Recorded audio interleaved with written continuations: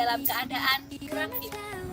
Virus dan udara dapat menyebar melalui apapun, salah satunya yaitu melalui udara dan air pada saat kita batuk maupun bersin.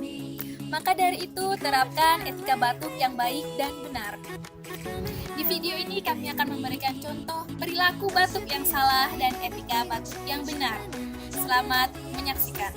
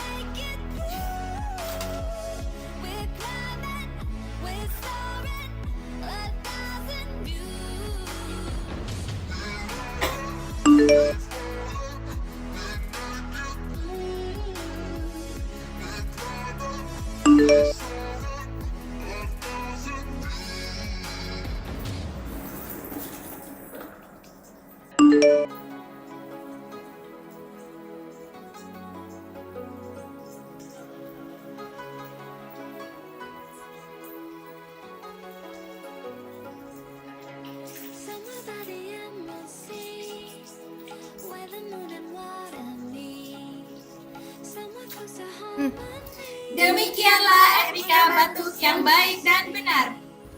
Setiap orang berhak atas lingkungan yang bersih. Lindungilah kita, keluarga kita, dan semua orang-orang di sekitar kita. Cegah dan kendalikan infeksi dengan menerapkan prinsip-prinsip pengendalian infeksi. Jangan lupa ya. Jangan lupa ya. Jangan lupa ya. Terapkan etika batuk yang baik dan benar dimanapun kalian berada. Wassalamualaikum warahmatullahi wabarakatuh.